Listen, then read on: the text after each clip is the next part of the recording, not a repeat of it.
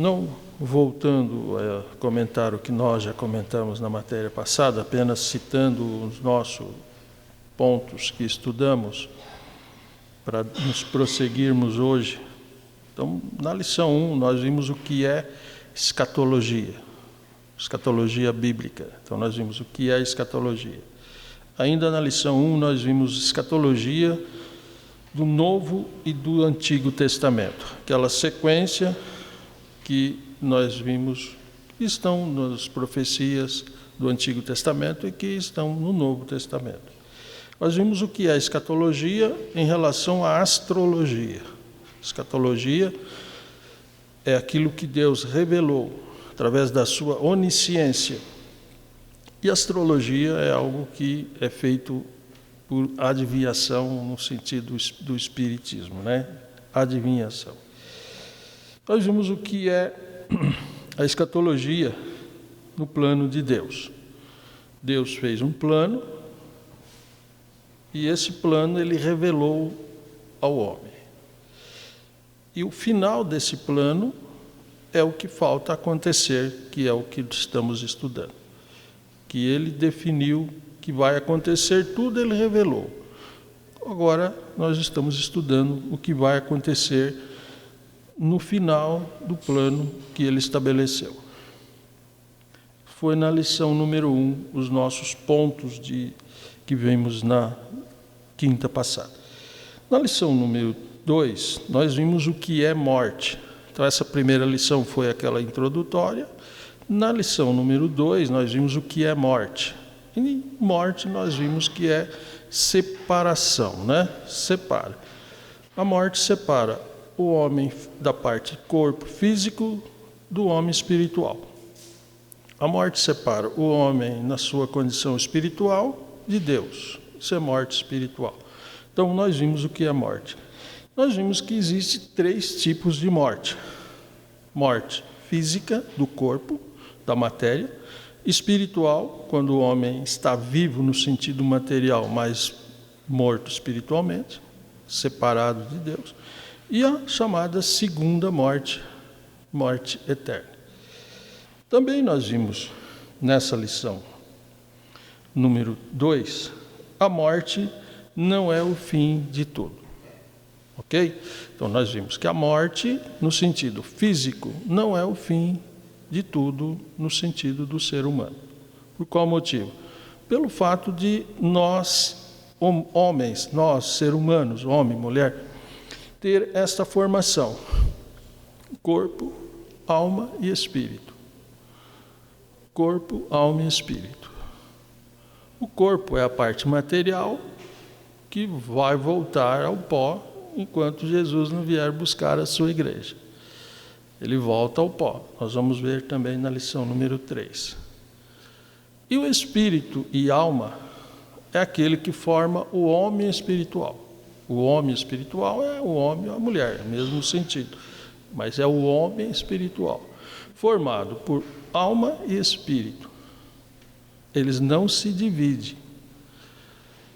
Nós vimos nessa lição anterior, quando o Salomão, lá no capítulo 12 de Eclesiastes, ele disse que o corpo, o homem, volta ao pó, que os deu, volta ao pó.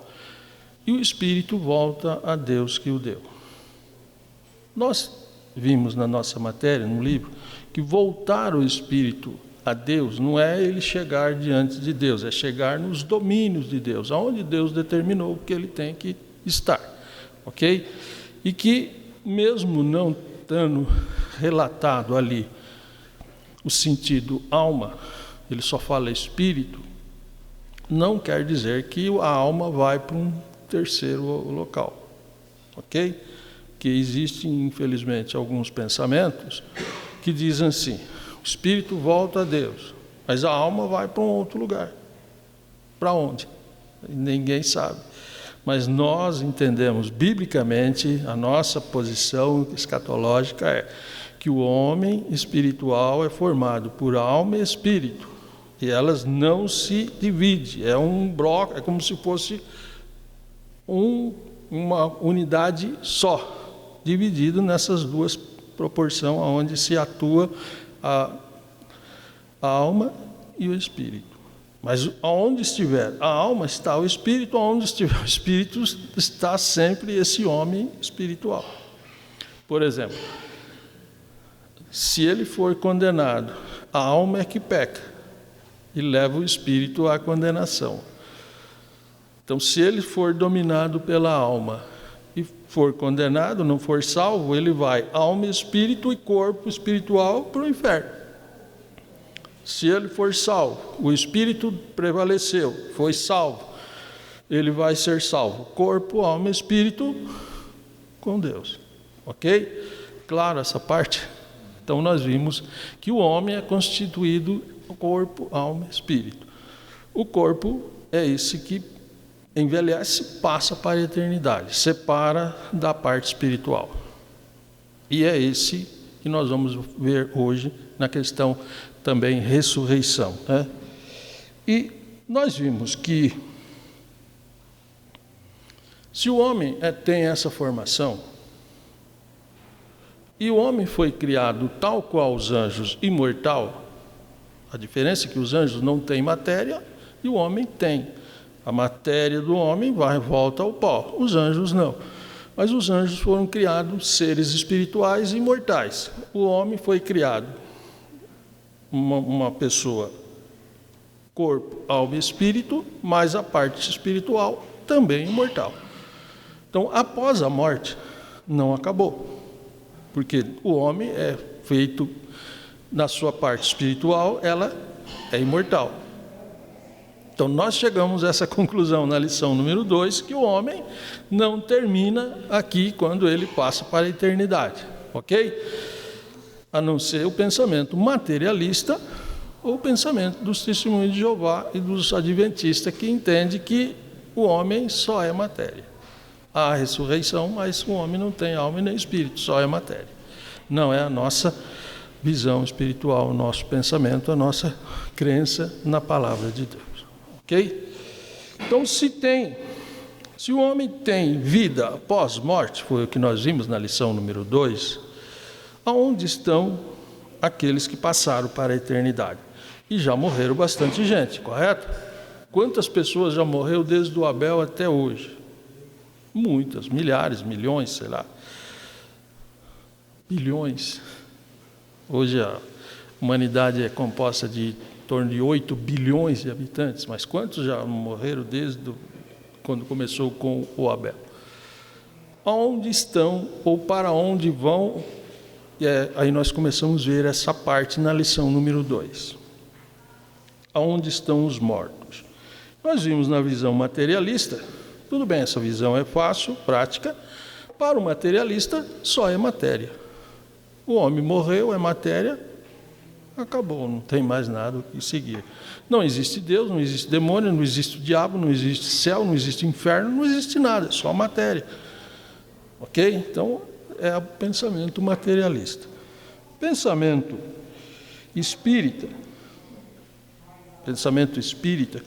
aliás, o pensamento do testemunho de Jeová é idêntico ao materialista, apenas que os testemunhos de Jeová entendem que há um Deus, há um Criador, há a ressurreição, mas o homem é feito só de matéria. Só de matéria. Nós vimos que o catolicismo entende que o homem vai para o purgatório. Lá ele fica um certo tempo pagando uma parcela do que ele ainda tem que pagar para chegar ao céu. Ninguém sabe esse tempo, né? Vai depender do que os parentes, do que fazer, as missas, as ofertas, os que se pagam para isso, né? Mas é o pensamento também do sistema do catolicismo, o purgatório. Nós vimos o espiritismo, que o espiritismo pensa que os espíritos estão aí vagando, estão aí nos planetas, nas galáxias, e os espíritos estão aí vagando. Por isso eles se reencarnam. Eles morrem, aquele homem ou aquela mulher espiritual, depois volta uma outra criança, nasce, continua a vida, morre e fica fazendo esses ciclos de vidas. É o pensamento espírita. Então, onde estão, nesse sentido, aquelas pessoas que morreram? nesses ciclos de reencarnação. E nesse sentido nós vimos aqueles que pensam num sentido de reencarnação, como aqui no Brasil tem, né? Principalmente no Brasil é um espiritismo que a pessoa reencarna sempre uma pessoa em outra pessoa, e vemos a transmigração, que usa muito na Índia, naqueles locais lá do fim do mundo, né? E lá eles entendem a transmigração, que o espírito, mesmo humano, ao voltar em uma outra criatura, ele pode voltar em um ser diferente, um animal, uma árvore, um vegetal, um corpo demoníaco, um corpo como um Deus. Então é um pensamento bem diferente do espiritismo brasileiro, do espiritismo tradicional kardecista, né? E outras frentes. Nada disso tem base na Bíblia que nós vemos conforme ensina a palavra de Deus. Então são pensamentos que divagam, não com bases na Bíblia. Foi o que nós vimos na lição 1 e 2. Hoje nós vamos para a lição número 3, página 42. Página 42. Os mortos justos e os mortos injustos. Nesse caso, os mortos justos são os mortos que foram salvos. Os mortos injustos foram aqueles que não foram salvos. Ok? Não tem meio termo. Há uma pessoa que... E aqui, morto, aqui, nesse sentido, é a parte física. Ok? É a parte física. Nós vamos ver aonde estão os mortos no sentido espiritual. Aonde estão aquela pessoa espiritual que não tem mais a vida física aqui na Terra. Os nossos irmãos, os nossos parentes, as pessoas que conhecemos. Aonde eles estão? E aí vimos os pensamentos do catolicismo, do espiritismo, e agora vamos ver o que a Bíblia nos reserva para entendermos nesses termos. Então, é aquele, e aqui nós estamos falando de mortos, os mortos justos e mortos injustos, fala dos mortos que não estão aqui na terra, no corpo material. Onde eles estão no sentido espiritual. Então, são os salvos ou não salvos? Perceba que não tem meio termo. Ou é salvo ou não é salvo. Não tem quase salvo ou quase perdido. É ou não é. Correto? Nós temos aqui, nessa página 42, o que João fala da ressurreição. Ele diz assim: não maravilhei-vos disso, porque vem hora em que todos os que estão nos sepulcros ouvirão a sua voz, e os que fizeram o bem sairão para a ressurreição da vida, e os que fizeram o mal para a ressurreição da condenação. Então, ressurreição é para todos. Nós vamos ver na lição número 4. Quando ele fala aqui, todos os que estão nos sepulcros, estão naquele local que ele foi colocado no cemitério, correto? É lá que foram enterrados, foram colocados lá, e ali ficou o seu corpo. E dali o corpo. E aqueles que foram cremados não estão no sepulcro. E os que morreram no mar e nunca achou, esses não vão ressuscitar? Não, é que nesse sentido aqui, a Bíblia está falando de ressurreição de todos. Por isso, num termo geral, todos vão para o sepulcro, exceto casos que não ocorre dele ir. Mas não quer dizer que ele não vai ressuscitar, mas só vai ressuscitar os que estão no sepulcro. Não, é todos.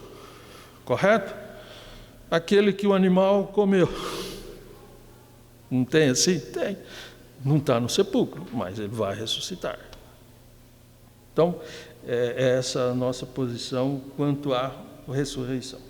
Nós temos aqui, ainda na página 42, a formação do homem e o que Deus determinou aqui, dizendo, no versículo 3 e 19 de Gênesis: no suor do teu rosto comerás o teu pão, até que te tornes a ter a terra, porque dela fostes tomado. Porquanto és pó, e ao pó te tornarás. E aqui, quando ele foi criado, soprou nas suas narinas, ele foi feito alma vivente, no sentido aqui ele recebe a sua condição imortal. Foi criado, estava feito o corpo, faltava a vida espiritual, o sopro de Deus. Aí, então ele recebe, ele é criado no sentido espiritual, e essa é a imortalidade. E é esse homem espiritual que Jesus veio morrer e salvar. Não é o corpo, não é a parte material. Essa ela vai para o pó. O sacrifício de Jesus era para salvar o homem imortal. Esse que foi o seu objetivo, o seu amor para com o homem. Então, aqui nós vemos o homem espiritual. Na página seguinte que nós vamos ver, aliás, ainda na página 42, temos aqui Lucas 16, 22 e 23, quando se relata o que Jesus ensinou sobre o rico e o Lázaro. E aqui nós temos uma base bem segura para entender onde estão os mortos, no sentido bíblico, né? No sentido bíblico. Por isso, aqui ele mostra, nessa passagem, e nós vamos comentar na sequência, mas aqui nós temos a base para, não só essa, mas a principal, para entender aonde estão os mortos com bases bíblicas. Página 44. Vou comentar com vocês o seguinte. Habitação temporária dos mortos, página 44. O que é uma habitação temporária? É um lugar que você vai ficar por um certo tempo. Não se sabe o tempo todo, mas ela é temporária. Não é definitiva. É temporária. E aqui, essa habitação temporária dos mortos, segundo a palavra de Deus, nós temos aqui duas palavras, uma no hebraico, uma no grego. Que no hebraico, Sheol, no grego, Hades, tem o sentido de ser o mesmo lugar que o próprio Jesus ensinou, para onde vão todos os que partiram para a eternidade. Correto? Sheol e Hades. Vou comentar um pouco sobre esse lugar. Esse lugar é um lugar espiritual. Não tem matéria lá. Para lá ninguém vai materialmente. Sheol ou Hades. É um lugar espiritual. Esse lugar é um local em qual nós entendemos, nós cremos desta maneira, que foi preparado por Deus. Por exemplo, Deus é o Criador de todas as coisas. Ninguém criou nada a não ser Ele. Não existe nenhum outro ser que criou qualquer coisa. E nada veio a surgir do acaso. Tudo foi Ele que fez. Ok? É nosso ponto de crer. Tudo foi criado por Ele. Mas Deus criou os anjos como pessoas e seres imortais. E o que Ele criou imortal, Ele não foi e destruiu porque aquele 1/3 pecou com Lúcifer. Ok? Então, 1/3 dos anjos, nós entendemos, o pecado começa lá no céu, e 1/3 acompanhou o Lúcifer, que depois denominou-se Satanás, o diabo, mas eles foram criados, tanto aqueles que pecaram quanto os que não pecaram, todos imortais. Mas no plano de Deus também, Ele criaria outro tipo de pessoas, o ser humano, o homem. E o homem diferente dos anjos. Em que termo? No sentido que o homem tem a sua parte em matéria. Os anjos são só seres espirituais. O homem foi criado corpo material e a parte espiritual que nós falamos, alma e espírito. Mas no sentido espiritual, também imortal, por ser pessoas. Veja que de tudo que nós conhecemos, que Deus criou, todos os animais, tudo que no sentido de a vida, só existe 3 tipos de pessoas. O próprio Deus, na pessoa do Pai, do Filho e do Espírito Santo, o homem e os anjos. São pessoas, as criaturas imortais. Deus eterno. Ok? Deus é eterno. Sendo que Deus criou os anjos e o homem imortal, mas no seu pensamento, na sua onisciência, ele sabia que tanto os anjos quanto esse homem pecaria, como veio a pecar. E aí entendemos por que ele define um lugar, e embora a Bíblia cita que Deus preparou, se eu não me engano, 25 e 41 de Mateus, está dizendo que o inferno foi criado para o diabo e os seus anjos. Só que ali, nesse sentido, se o inferno foi criado para o diabo e os seus anjos, exatamente foi quando eles já lá no passado erraram. E Deus preparou um lugar definitivamente para eles. E entendemos que esse inferno aí criado para o diabo e seus anjos é o lago de fogo. Porque o diabo ainda não chegou no inferno. Ok?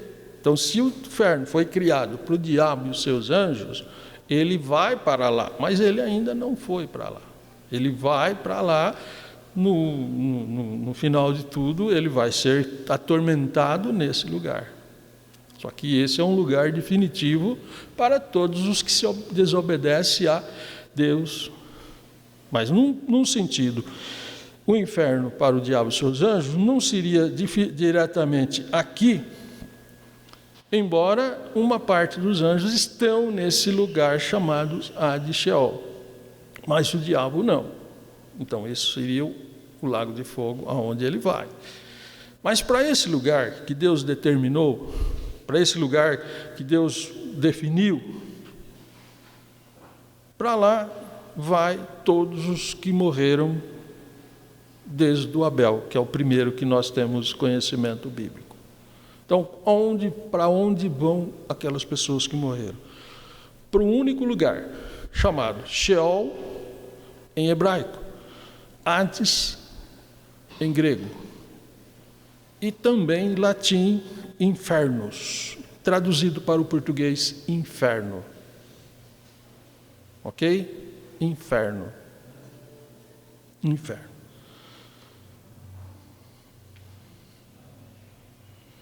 Então, esse é um lugar provisório. Como se definiu, em termos bíblicos, esses lugares no Antigo e no Novo Testamento? O Antigo Testamento foi escrito em hebraico. Desde quando Moisés começou a escrever o Pentateuco, lá os 5 primeiros livros, até o Malaquias, tudo foi escrito no hebraico, exceto alguns casos de Daniel no aramaico, mas foram apenas capítulos. Mas, num sentido geral, o Antigo Testamento foi escrito em hebraico. E quando se definiu este lugar, a tradução, o original do hebraico foi colocado Sheol, S-H-E-O-L, Sheol. Então, o hebraico definiu esse lugar na língua hebraica Sheol. Quando, em 250 a.C.,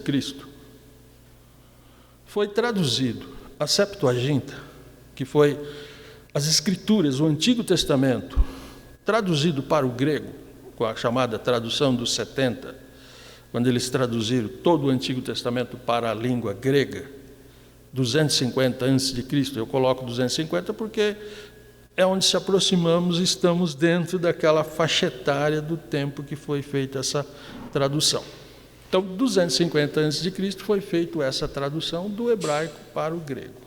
E aí, então, o que era o hebraico passa para a língua grega. E esse local, que estava... Esse lugar que estava lá escrito, Sheol, teria que passar por grego. E aí, então, eles colocaram Hades. Aí a tradução veio Hades. E nesse sentido, quando depois foi feito a tradução para o latim, eles usaram o termo inferno. E que para o português, inferno. Então, quando nós falamos Sheol, Hades, inferno, eu estou falando do mesmo local, apenas definindo línguas diferentes, mas o mesmo lugar. Vamos dar uma olhada, antes de chegar lá, depois nós passamos lá na página 52, que tem aquele mapinha que vocês já devem ter visto e lido, né? Página 52. A página 52, vocês têm esse mapinha aí com 3 lugares. Não vamos pensar aqui que eles têm esse mesmo esquema aqui, porque é um lugar espiritual. Apenas a gente, na ideia, tem que colocar o que está escrito na Bíblia, né? Eu disse que aquele livro, que eu até mostrei para vocês, que é escrito pelo Lourenço Onso, Plano Divino através dos séculos, ele tem um mapa que tem ele fez um mapa completo desse plano, tanto que aí na Fateza o irmão Antônio, a irmã Cida, tem aquele na parede que acompanha aquele livro. E a base é mais ou menos isso aqui. Então aqui vocês têm Sheol, Hades ou Inferno. Então os 3 nomes em 3 línguas se referindo ao mesmo lugar. E aí nós temos aqui também, a gente olhando de frente, você tem à esquerda, lugar dos mortos ímpios. À direita, lugar dos mortos justos. O meio, o chamado abismo. Esse abismo é onde entendes, e aqui, vamos ler 2 passagens que se referem a esse lugar aqui. Abismo, que é onde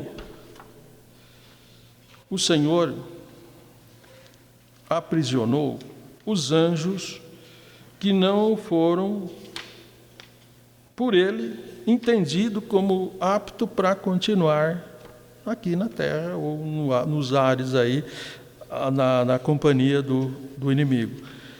Vamos ver 2 Pedro 2 e 4. 2 Pedro 2 e 4.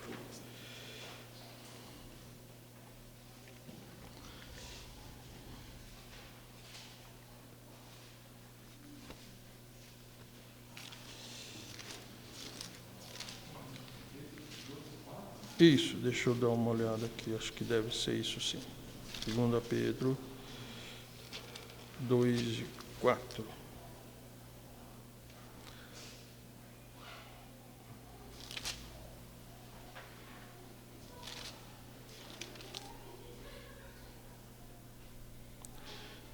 Então, acharam? Eu vou ler. Porque se Deus não perdoou os anjos que pecaram, mas havendo-os lançado no inferno, as entregou às cadeias de escuridão, ficando reservado para o juízo. Aqui, perceba que aqui está escrito inferno, mas é esse lugar aí, esse abismo. Por quê? Fala do lugar, do local todo. Então Pedro escreveu em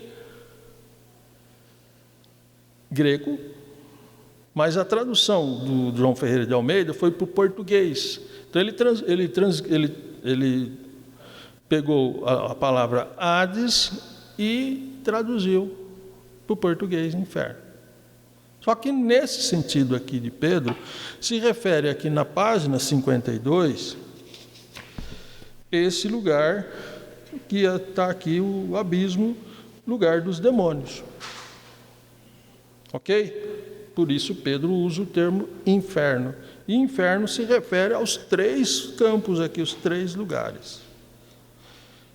O lugar da direita, a gente usa direita porque está no livro, né? Mas lá não tem direita ou esquerda, são lugares. Apenas havia um lugar dos salvos, dos não salvos, ou o inverso, dos salvos dos não salvos, e um abismo no meio. Se você vir do outro lado, é de uma forma, se você vir de frente, é outra, né? Nós estamos usando o que está no livro. Então, à direita, você tem aqui lugar dos mortos justos. Lugar dos mortos justos, aqui é onde Jesus foi quando morreu. 23 e 39 a 43 de Lucas, é exatamente quando Jesus disse para aquele ladrão da cruz: hoje mesmo estará comigo no paraíso. Então esse lugar da direita aqui é onde Jesus foi. É o lugar que se denominava paraíso ou seio de Abraão. Lugar dos salvos. O lugar da esquerda é o lugar dos não salvos. Esse lugar não tem um nome específico. Está traduzido como Hades, Sheol ou Inferno. Ok? Hades, Sheol ou Inferno. No meu livro, vocês podem fazer, mas eu marquei assim, né? Aí vocês não vão conseguir ler, mas eu coloquei o que eu estou falando para vocês. Então eu coloquei aqui, onde Jesus esteve, na parte da direita aqui. Fica mais fácil para você estudar. Onde Jesus esteve, Lucas 23, 39 a 43, é a base, e aqui você pode colocar seio de Abraão ou paraíso. Não está escrito aqui, só o livro não tem essas citações. Ok? Você pode, isso facilita você, sempre que você for consultar, você já tem tudo pronto. O meio, você pode colocar o versículo que lemos, 2 Pedro 2 e 4, esse lugar em grego também tinha um nome de Tártaro, né? Ou em hebraico Abdon, ou em grego também Abssus. São mais, no sentido direto, mais prático, inferno, abismo. E da esquerda, lugar dos mortos, não tem nome específico dos não salvos, como está aqui. Eu acho que esse lugar aqui é o mais povoado lá, né?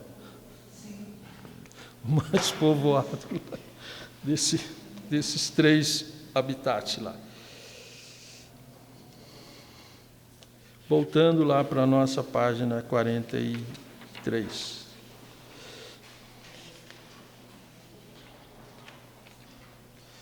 Voltando para a nossa página 43.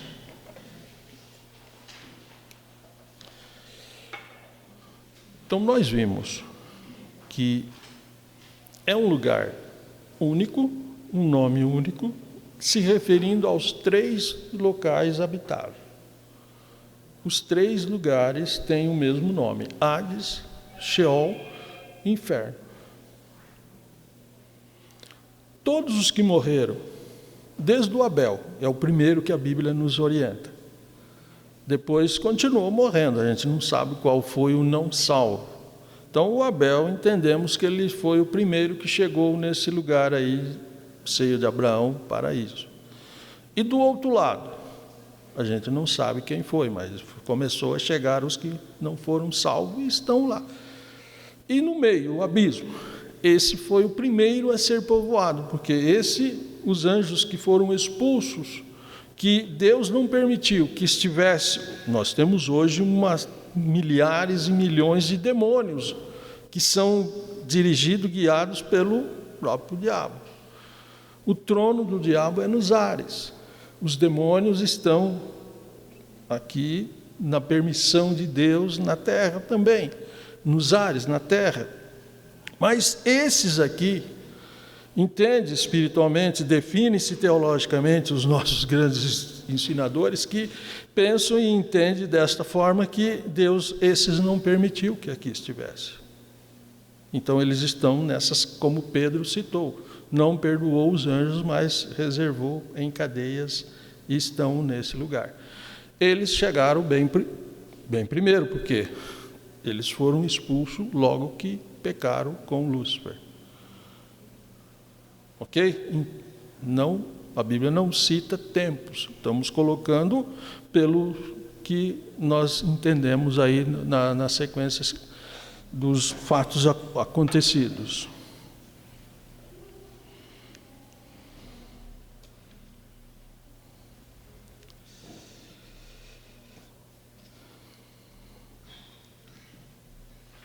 Os testemunhos de Jeová, e algumas, principalmente os adventistas, como eles não acreditam nesse lugar, porque para eles o homem não tem alma e espírito. Então, se não tem alma e espírito, como é que ele vai para lá? Como é que faz, né? Se você, para o testemunho de Jeová, para os adventistas, o homem só vai até a sepultura. E dali ele vai ressuscitar depois, dentro do que eles acreditam na ressurreição. Então, para essas duas seitas, não há esse lugar. Esse lugar não existe. Mas como é que eles então têm, por exemplo, se você pegar uma Bíblia dos Testemunhos de Jeová, que nem eu tenho uma, alguns de vocês devem ter também, se você for pegar esses versículos aqui do Antigo Testamento, por exemplo, vamos pegar um aqui que está na página 44. Temos aqui Provérbios 15 e 24. Como está Provérbio 15 e 24? Vou ler, vocês acompanham no livro. Para o sábio, o caminho da vida é para cima, para que ele se desvia do inferno que está para baixo. Nesse livro, o irmão está colocando aonde estaria esse lugar, correto? Para cima, no sentido, para cima, o céu, para baixo, o inferno. Mas aqui está nos escritos de Provérbios, que foi escrito no Antigo Testamento. Então, se ele foi escrito no Antigo Testamento, lá no original está Sheol, correto? Mas quando o João Ferreira de Almeida e os tradutores colocaram para o português, ele colocou não no Hades e nem no Sheol, ele colocou inferno. Colocou inferno. Mas os testemunhos de Jeová, se você consultar a Bíblia deles, eles colocam Sheol,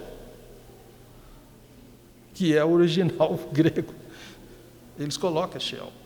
Como todos os outros versículos baseados no Antigo Testamento. Só que quando eles chegam no Novo, que aí é Hades,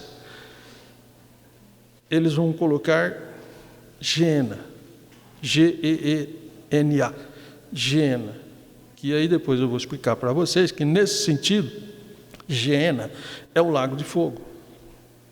Porque para eles, essa tradução de Sheol se refere à sepultura. Ok? Sepultura. Então, para eles, o homem não vai a esse lugar espiritualmente, ele vai só até a sepultura. Essa é a ideologia de Testemunho de Jeová e dos adventistas. E quando ele fala, vamos ler um versículo no qual eles citam Gena. Por exemplo, Mateus 5 e 22. Quem achar pode ler.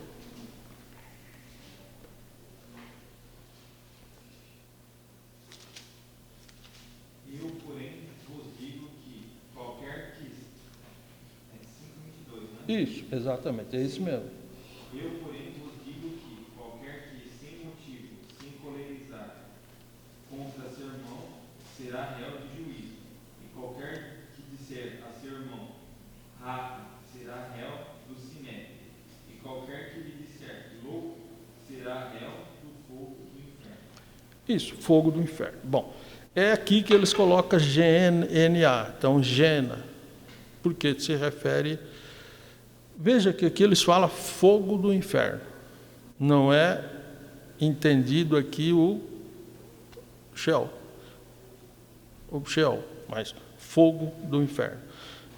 Vocês já devem ter ouvido alguns pregar e dizer, o inferno ainda não foi inaugurado. O inferno será aquele que a Bíblia e nós entendemos lago de fogo. Ok? Alguns pensam e pregam assim. O inferno é o lago de fogo. Mas perceba que dentro das nossas traduções, e até nós não lemos na página 44, nós temos aqui o Ezequiel, e ele também fala de inferno, né? E lá no seu original é Sheol. Mas na tradução do português ele está falando inferno. Então ele está falando desse lugar que nós estamos citando. Então, os testemunhos de Jeová coloca como sendo a sepultura. E nesse sentido, o lago de fogo, que seria o lugar definitivo para todos os que não forem salvos da segunda morte, para eles é aniquilamento. O lago de fogo seria não uma continuidade naquele lugar, mas definindo-se como um aniquilamento. Não seguir. Fogo no sentido de uma punição e não existir mais. Ok? Mas, quando a Bíblia fala em sepultura, nós podemos ver João 19, 41 e 42, para entender que na Bíblia existe, quando ela fala esse local, Hades, Sheol ou inferno, ou ela fala sepultura. Vamos ver João 19, 41 e 42.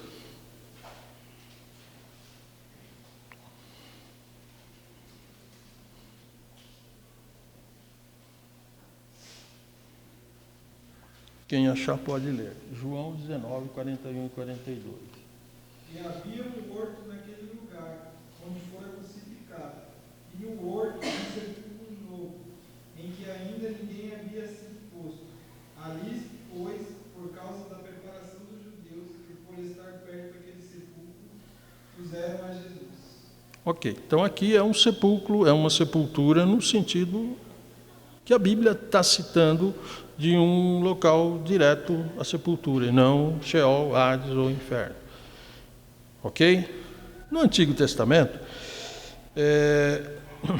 nós poderíamos ver Isaías 22 e 16, para ficar pelo menos um versículo cada testamento, né?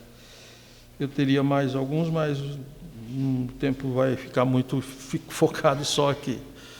Isaías 22 e 16.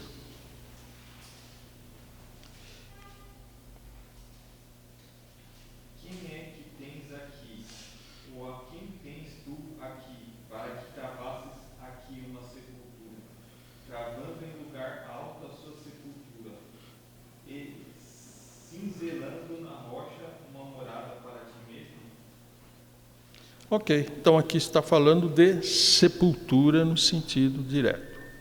Segundo os conhecedores tanto do hebraico quanto do grego, a palavra Sheol, a palavra Hades, não tem plural, porque se refere a um único lugar. Não existe Sheol, também não teria como definir no plural. Sepultura existe. Sepultura, sepulturas, várias sepulturas. Ok? E o termo Sheol também, não tendo no sentido plural, a palavra sepultura no hebraico é kever, que sem o U, E, é ver. E no hebraico, amnema. É meio complicado para falar, né? Mas amnema. Então, é um termo sepultura. O que eu estou passando para vocês?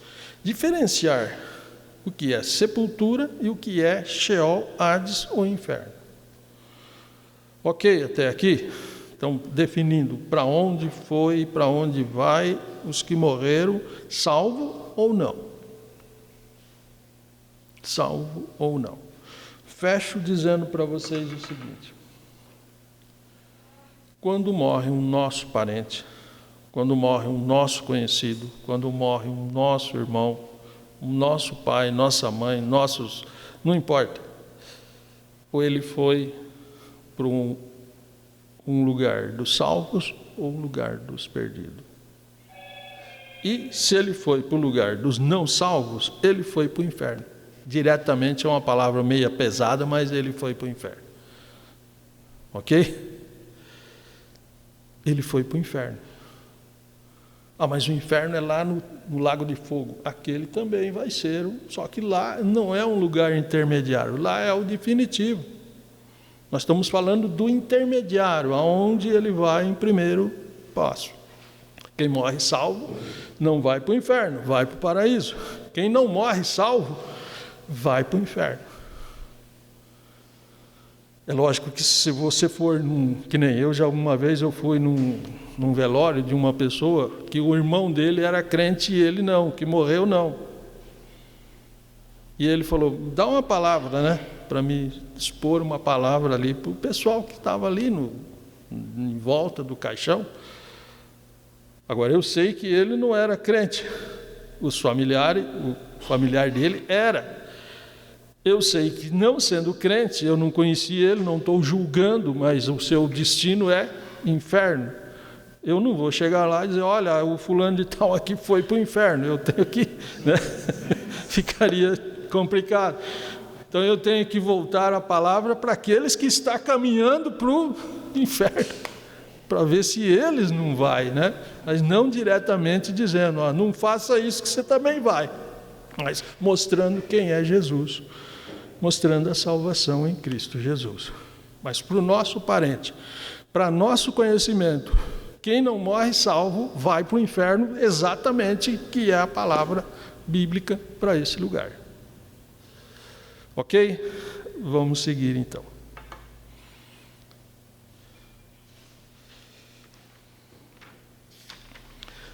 Página 46. Vivos consciente no Hades. Vivos consciente no Hades, ou no Sheol, ou no inferno, exatamente aquele lugar que nós vimos na página 52 e que nós vimos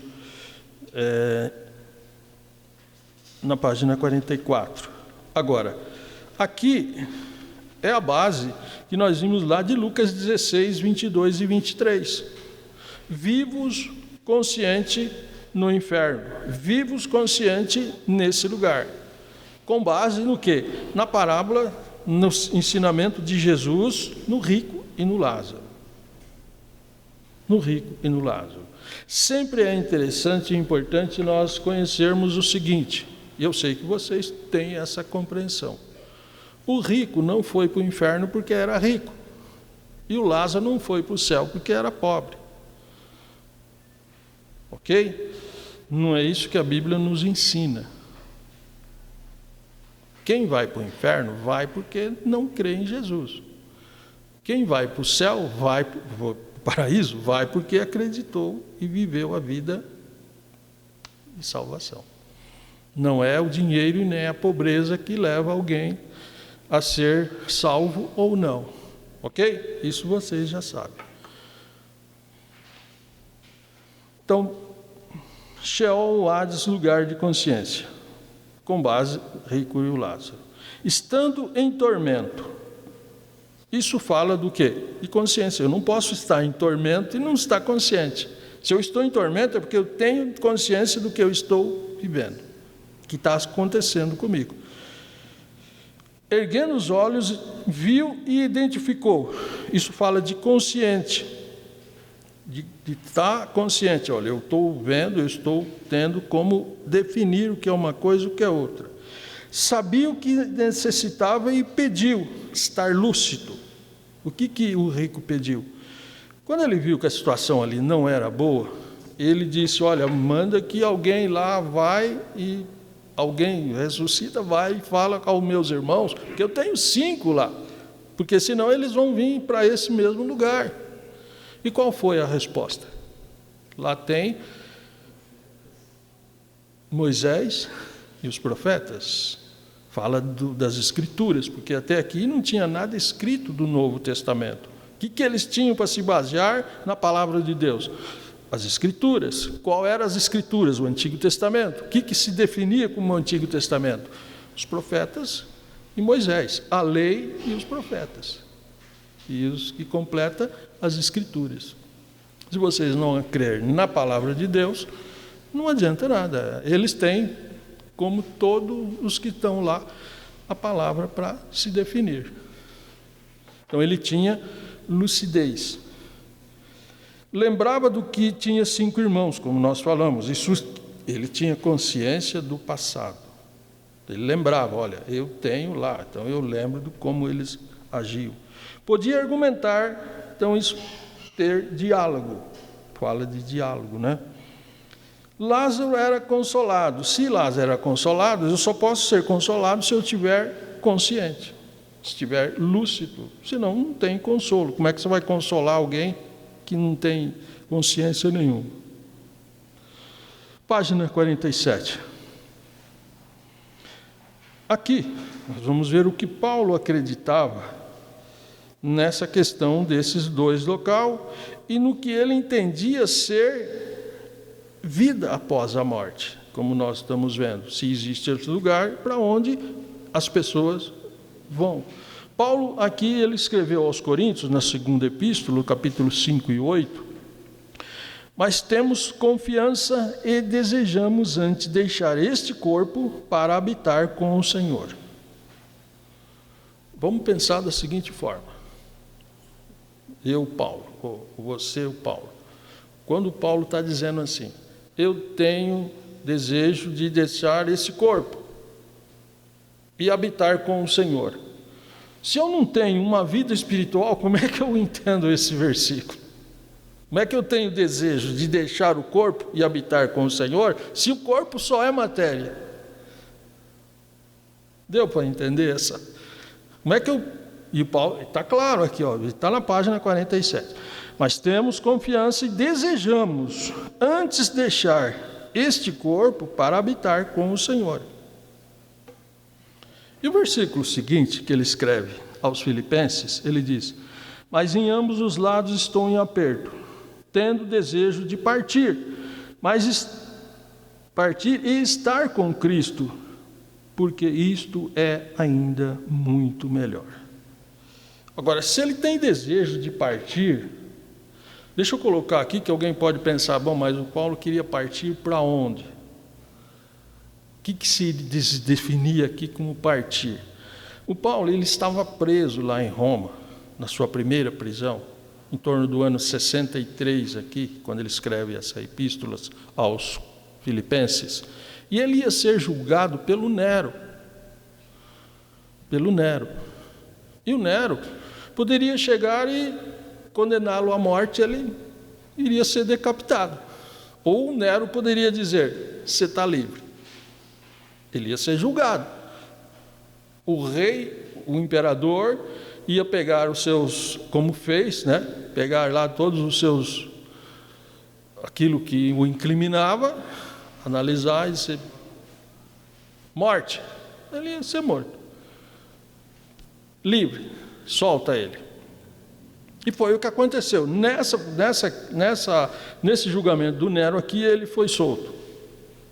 Mas ele está escrevendo a epístola preso antes de ser julgado.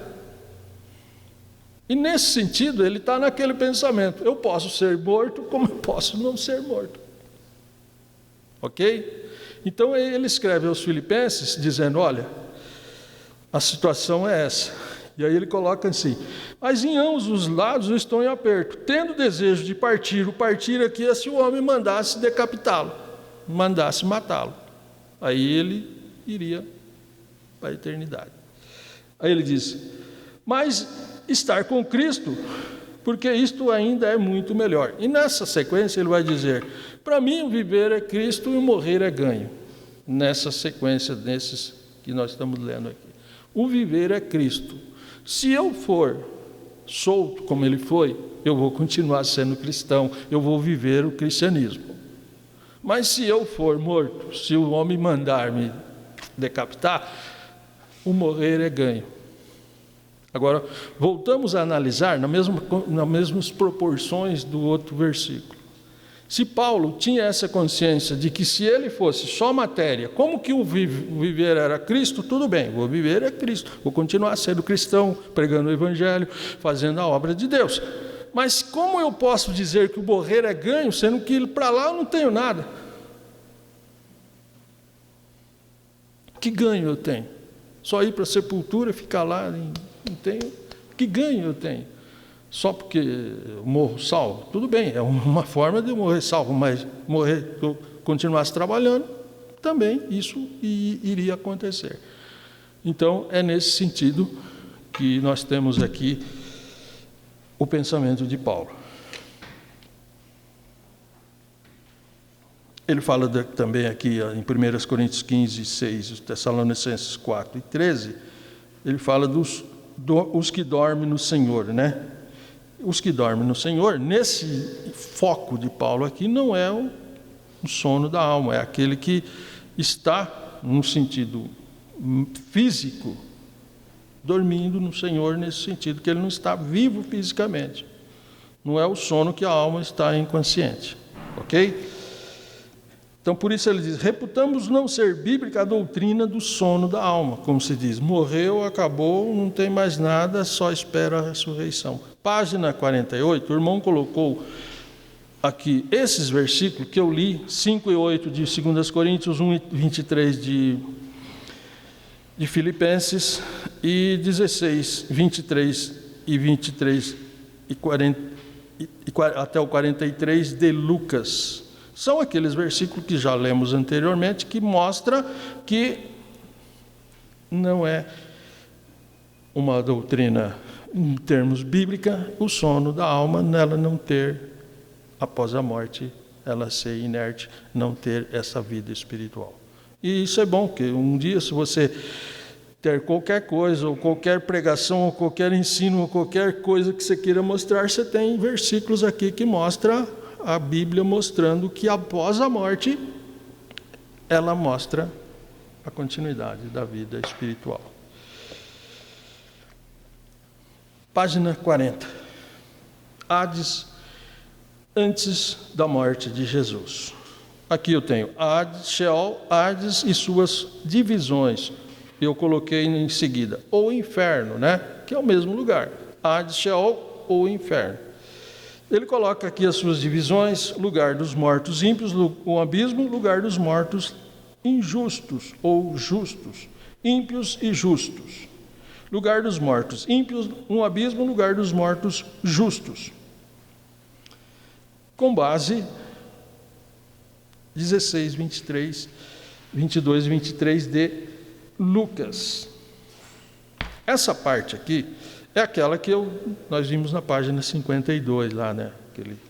Aquela divisóriazinha desse mapinha lá desse lugar, Hades, Sheol ou inferno. Página 50, a escatologia bíblica em relação aos mortos ímpios. A escatologia, em termos dos mortos ímpios, é que lá naquele lugar, se você olhar na página 52 e detalhar ali, aqui é o abismo, aqui é os mortos ímpios. Lá estarão até a segunda ressurreição. É um lugar provisório? É, mas estarão lá até o final do milênio, quando haverá a ressurreição dos mortos ímpios para o julgamento do trono branco. Ok? Essa é a teologia no sentido dos mortos ímpios. Depois, então, virá o final. O final é o lago de fogo, aí depois do julgamento do trono branco. O abismo é aquele lugar no meio que eu comentei com vocês na página 52, os anjos que para lá desceram. E aqui eu li para vocês 2 e 4 de 2 Pedro, e Judas, que nós não lemos, né? Mas vocês têm aqui, Judas, esses 2 versículos, habitantes do abismo. Judas, e aos anjos que não guardaram o seu principado, mas deixaram a sua própria habitação, reservou na escuridão e em prisões eternas, até o juízo daquele grande dia. Até o juízo daquele grande dia. Então, esse lugar, todo ele é provisório, para os mortos salvos, para os mortos ímpios, para os anjos terríveis, os demônios que estão lá. Também eles vão para o lago de fogo. E aqui nessa página 52, mostrando que nós vimos aqui, os demônios, aqui o irmão colocou 2 versículos, Mateus 8, 29 e Mateus 8 e Lucas 8, 31, quando Jesus se deparou com aquele endemoniado, e os demônios usaram essa expressão, né? Eis que clamaram, dizendo, quem clamaram foram os demônios: que temos nós contigo, Jesus, Filho de Deus?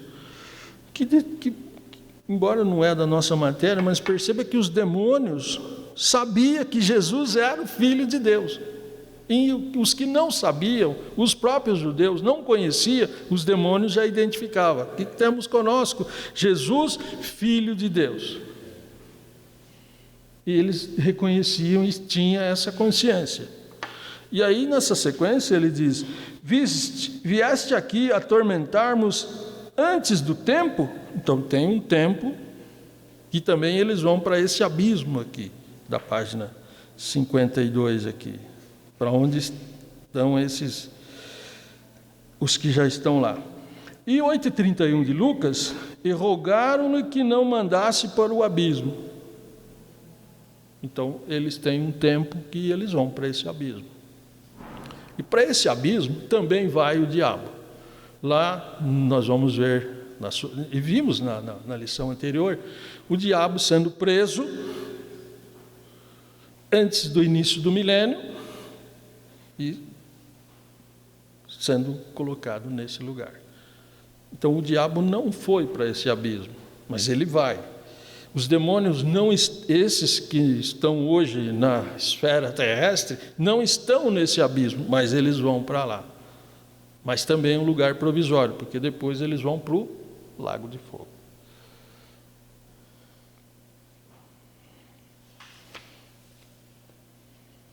Então, todos de forma consciente descem ao Hades ou ao Sheol ou ao inferno, que é o que eu comentei com vocês. Página 55. O Hades depois da ressurreição de Jesus. O Hades depois da ressurreição de Jesus. Hades, Sheol ou inferno. Sempre os 3 nomes nas 3 línguas. Então, o que nós comentamos? Que o Hades, esse Sheol, esse inferno, até a morte de Jesus. Jesus foi lá, correto? Jesus esteve lá. Jesus desceu lá ao Hades, ao inferno. Mas você vai dizer, mas Jesus foi para o inferno? Foi, porque o lugar chama inferno, só que ele foi para o paraíso, ok? É meio maluco, mas essa é a verdade. Ele foi para esse lugar, e lá ele ficou os 3 dias, como homem. Então, todos os que morreram, salvo do Antigo Testamento, desde o Abel, que eu comentei com vocês, e os que não morreram salvo, desciam para esse lugar. Isso eu estou colocando até a morte de Jesus, como o próprio Jesus esteve lá. E depois de Jesus ressuscitar e ser assunto ao céu, aí é a página 55, o Hades depois da ressurreição de Jesus. Depois da ressurreição de Jesus, vamos ver Efésios 4, 8 a 10. Um dos irmãos ou irmã pode ler essa passagem.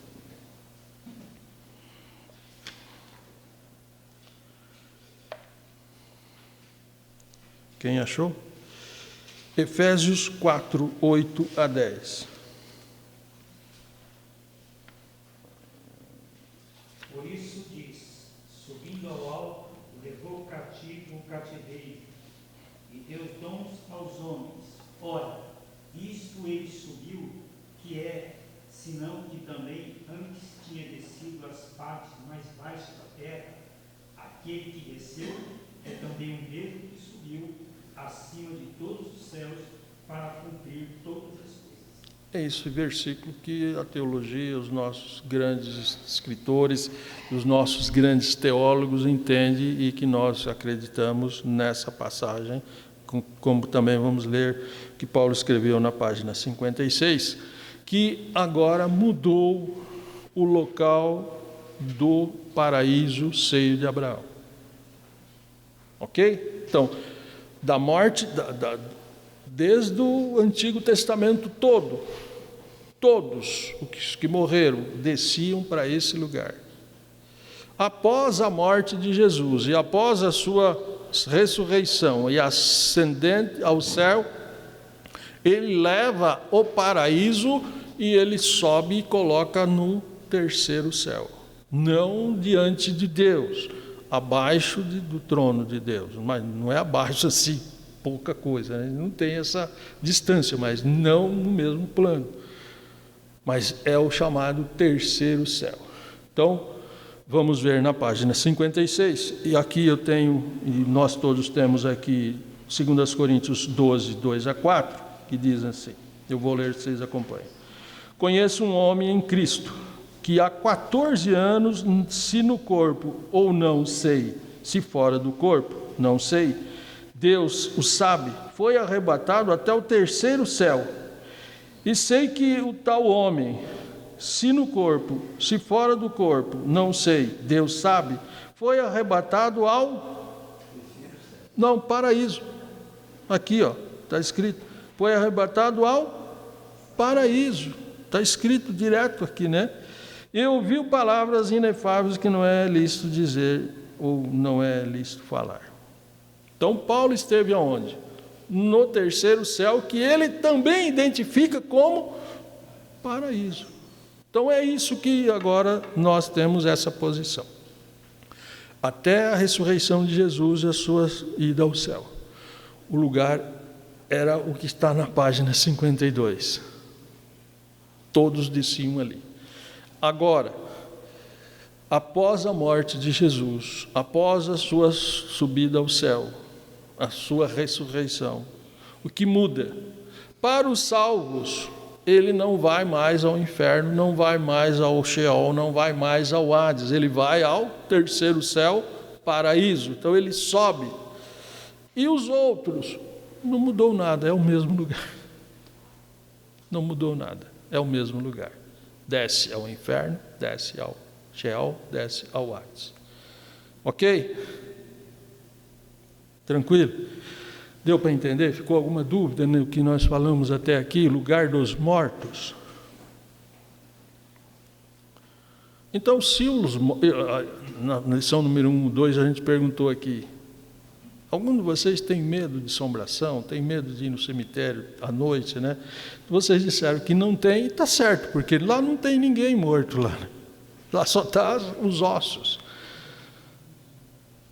O diabo, que é um pouco astuto, ele costuma brincar com as pessoas, né? Costuma fazer das suas... Mas não tem ninguém. E tem um caso que eu me lembro agora, que vocês já viram alguém dizer que quando morre uma pessoa, aquela pessoa vem avisar? Já viram isso? Alguém comentar isso? Já viu isso? Olha, aquela pessoa morreu e ele veio me avisar. Eu tive essa... É correto isso? Vou ter uma experiência a contar a vocês. Eu estava dando uma aula dessa matéria aqui, em um dos nossos núcleos aqui, da Igreja Assembleia de Deus aqui, no nosso campo aqui. E tinha uma irmã, ela me fez essa pergunta, que eu achava disso, né? E ela falou que ela tinha essa percepção aí. Aí, uma pergunta dura, né? O que eu vou responder para ela? Assim, ela perguntou direto, mas eu entendo que Deus me deu uma palavra direto, assim. Aí eu perguntei, irmã, deixa eu fazer uma pergunta para a irmã. Quando a irmã aceitou Jesus, a irmã continuou tendo essas percepção, tudo isso? Ela falou, não, aí acabou. Então, resolveu, né? Não era de Deus. Se fosse de Deus, não acabava, né? Então, mas é como um espírito que vem e... Ok? É uma ação espiritual. Porque Deus, acho que não tem o que revelar que seu parente morreu. O espiritismo, o espírito, o demônio, são astutos. Então, para enganar as pessoas, eles fazem isso. Só que, como eu perguntei para ela, depois que a irmã aceitou Jesus, o que aconteceu? Continuou? Não, aí eu não tive mais isso aí. Então, eu já sabia de onde vinha essas visões, ou esses tipos de... Então, se alguém falar, olha, a pessoa morre... Não, quem vem avisar é o diabo. Quem vem chegar ali é um espírito mau, não é de Deus. Bom, seguindo agora, página 57... Nós temos aqui alguma coisa que vai ser estudado na nossa sequência escatológica em relação aos justos. Então, nós temos ressurreição, tribunal de Cristo, as bodas do Cordeiro, retorno à terra no dia da revelação do Senhor em glória, A igreja no milênio, na página 58, a igreja na eternidade. Aquela observação aqui, na página 58, que eu comentei com vocês na lição número 1, onde nós cremos num pensamento pré-tribulacionista, pré-milenista, e é aqui baseado nesses teólogos aqui, nesses escritores que o irmão escreveu essa matéria, ok? Página 60, ressurreição, realidade bíblica. Sem dúvida, onde estão os mortos? Podemos agora então entrar em ressurreição?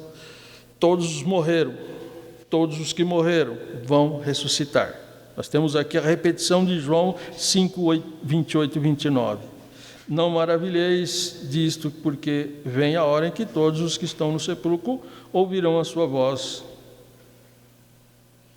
Os que fizeram o bem para a ressurreição da vida e os que fizeram o mal para a ressurreição da condenação. Por que ressurreição da vida? Lembra que eu disse para vocês que a vida com Deus é aquela que nós temos comunhão com Ele. E quando essa comunhão é quebrada pelo pecado, ela passa a ser uma morte, ela separa. E quando o homem ressuscita para ter vida, é porque ele tem comunhão com Deus, ele vai viver com o Senhor, aqueles que morreram salvos.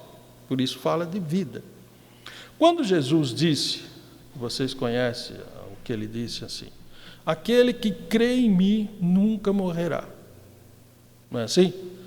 Quem crer em mim nunca morrerá. Por quê? Nunca vai haver a morte de separação. Que a morte não é a separação. Então, quem crer em mim nunca morrerá, a não ser que ele morrer espiritualmente antes da morte física e dessa ressurreição. Mas, senão, ele nunca morre. Ele está sempre vivo, ele está sempre com Deus. Então, ressurreição.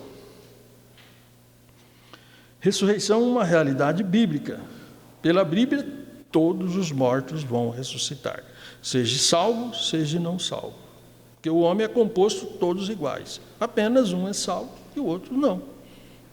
Mas o plano é para a ressurreição de todos. Ainda na página 60, temos aqui. É certo que a Bíblia fala em 3 tipos de ressurreição: nacional, espiritual, material ou física. O que é a ressurreição nacional? Ressurreição nacional se entende da seguinte forma: é a ressurreição do povo israelita, da nação de Israel. Por isso fala nacional. Isso vai acontecer no final da grande tribulação, quando eles tiverem a sua credibilidade crendo em Jesus. Ok? Ressurreição espiritual é aquela que alguém que está morto espiritualmente, quando ele crê em Jesus, ele tem a sua volta à comunhão com Deus, ou ele vem a ter comunhão com Deus, então ele tem a ressurreição espiritual.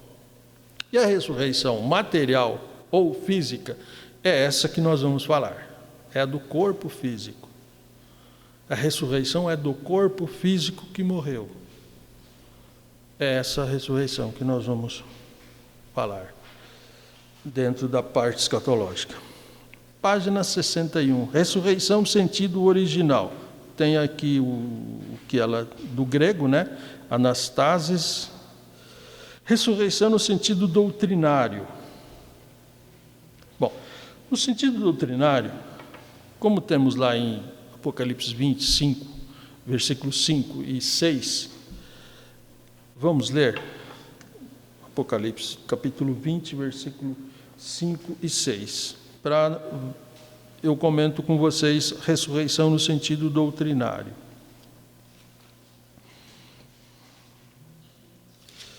Apocalipse 20, 5 e 6. Acharam? Vou ler. Mas os outros mortos não reviveram, até que 1000 anos se acabaram. Esta é a primeira ressurreição. Bem-aventurado o santo aquele que faz parte da primeira ressurreição. Então, principalmente o versículo 5, né? Mas os outros mortos não reviveram. O que essa ressurreição vai ocorrer no sentido doutrinário? Todos os mortos vão ressuscitar. Mas nós vamos ver dentro da sequência que a primeira ressurreição é para os salvos e a segunda para os não salvos. Ok? Agora, pensando assim, não vão ressuscitar num único dia, numa única etapa. Todos os que morreram ressuscitando numa única etapa. Mas vamos pensar num sentido que hoje o que vai ressuscitar é o corpo físico. É o corpo físico. A alma e o espírito está lá onde nós comentamos na matéria anterior, correto? Vai ressuscitar o corpo físico. Vou dar um exemplo para vocês, que tem muita chance de acontecer. Eu parti para a eternidade antes da vinda de Jesus. O que vai acontecer? Meu corpo vai ser colocado num sepulcro, em qualquer cemitério. E lá se sepulta muita gente, salvos e não. Todos vão chegando e sendo colocados ali. Não é assim? Todos vão sendo chegados e colocados. Não existe um local lá no cemitério que o coveiro pergunta, quem é? Ele é crente ou não? É salvo ou não? Não. Chegando, vai colocando. Mas, aqui, como nós lemos no versículo, diz assim, mas os outros não ressuscitaram. Esse é os não salvos. Então, o que vai ressuscitar é o corpo físico. É a parte física. Então, no sentido dessa ressurreição dos salvos, quem está nesse cemitério, o corpo físico, o corpo deles sai de lá. Os corpos dos não salvos não saem dali. Porque a ressurreição é só para os salvos, a primeira que nós vamos ver dentro da nossa sequência. Ok? Então, nesse sentido, todos estão no mesmo lugar. Mas, na vinda de Jesus, na ressurreição dos salvos, só vai ressuscitar os salvos. Os outros vão continuar. Os corpos continuam ainda nos seus locais. Ok? Deu para entender essa parte? Nesse sentido Essa parte seriam só os salvos após Jesus ou os salvos antes de Jesus? Então, nós vamos comentar na sequência, mas todos os salvos. Todos os salvos, independente do tempo. Desde o Abel, vamos colocar assim. Nós vamos ver na sequência. Por isso que ele diz, mas os outros não ressuscitaram. Página 62, o irmão colocou aqui na sua matéria, no seu livro, algumas ideologias, ou ressurreições material ou física, ou do corpo, né? Mas aqui ele coloca nas condições antibíblicas, ou de algumas seitas, ou algumas ideologias. Então ele cita assim, os materialistas dizem que a morte é o fim de todas as coisas. É o que nós comentamos. Para os materialistas só existe matéria. Os universalistas afirmam que no fim todos são salvos, porque Deus é amor. Não é isso que a Bíblia cita, né? A Bíblia cita de que aquele que crer e for batizado será salvo. Quem não crer será condenado. É a justiça de Deus. Deus é amor, amou o homem, fez de tudo, mas Ele é justo. Ele é justo. Para os aniquilistas, os ímpios serão aniquilados ou destruídos. Pensamento dos Jeová e dos adventistas. Os católicos usam o que nós falamos já, o purgatório, né? E os gregos não acreditavam em ressurreição. Os gregos não acreditavam em ressurreição. Eles tinham uma doutrina, um pensamento que os gregos, o corpo não ressuscitaria. E não vai, no pensamento dele, não vai ressuscitar. Por isso, os nossos irmãos que foram evangelizados, gregos, lá em Tessalônica e em Corintos, Paulo teve que ensiná-los. Nós vamos ver na sequência Paulo ensinando eles, quando ele escreve a sua primeira epístola aos Tessalonicenses, lá no capítulo 4, versículo 13 a 15, ensinando que eles estavam, os próprios irmãos da igreja, quando alguém morria da igreja, eles diziam: perdeu a vinda de Jesus, não vai ressuscitar, porque o corpo não ressuscita. E eles ficavam tristes, porque eles tinham um pensamento anterior, e eles não tinham o que nós temos hoje. Eles tinham só as Escrituras e o que Paulo pôde ensinar até ali. Hoje nós temos tudo na mão, né? Então eles não tinham essa compreensão ainda. Aí Paulo então escreve essa primeira epístola dizendo: consolai com essas palavras, né? Fechando esses escritos, dizendo: aquele que morreu em Cristo ressuscitarão primeiro, e nós que ficarmos vivos seremos transformados. Para mostrar que a ressurreição existia e ela vai acontecer do corpo. Quando ele escreveu aos Coríntios, na sua primeira epístola, ele também fala: mas se prega, ele usa esse termo, se prega que Cristo ressuscitou, como alguns de vós dizem que não há ressurreição? Se Cristo era um homem natural, 100% homem, e ressuscitou, como vocês podem entender e dizer que não há ressurreição? Que era um pensamento grego e, infelizmente, ainda precisava a igreja aprender, como aprendeu nos ensinos de Paulo. Página 63. Ressurreição no Antigo e no Novo Testamento. Aqui nessa matéria, o irmão colocou o seguinte: o que pensava os nossos irmãos, os do Antigo Testamento e no Novo Testamento, em termos de ressurreição. Então ele fala aqui de Abraão, está em Hebreus 11, 17 e 18, em que o escritor dos Hebreus está se referindo ao que Abraão fez lá no livro de Gênesis, ok? O que aconteceu lá quando ele foi sacrificar o Isaque. No livro de Gênesis também temos essa passagem. Então ele cita assim: pela fé, Abraão a Isaque, ou pela fé Abraão, pela fé ofereceu Abraão a Isaque quando foi provado. Sim, aquele que recebera as promessas ofereceu o seu unigênito, sendo-lhe dito: em Isaque será chamada toda descendência. Considerou que Deus era poderoso para até dos mortos ressuscitar. Mas o Abraão estava baseado em qual ensino bíblico? Nenhum, não tinha sido escrito nada. Ok? Não tinha nada sido escrito. Ainda estava muito à frente para o Moisés começar a escrever alguma coisa. Não tinha nada sendo que ele pudesse se basear na Bíblia, não tinha nada. Mas ele acreditava que Deus era poderoso para fazer isso, com o Isaque. Temos aqui o Jó, também em Jó 19, 25 e 27, né?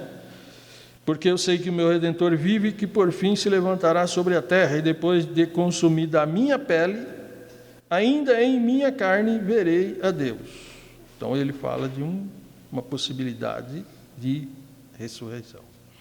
O salmista, um dos filhos de Coré, temos aqui o Salmo 49, 15. Mas Deus remirá a minha alma do poder da sepultura, pois me receberá. Então aqui tem agora ele já conhecia alguma coisa das Escrituras, mas muito pouco. Mas ele usa essa expressão: Deus remirá a minha alma do poder da sepultura. E o salmista Davi,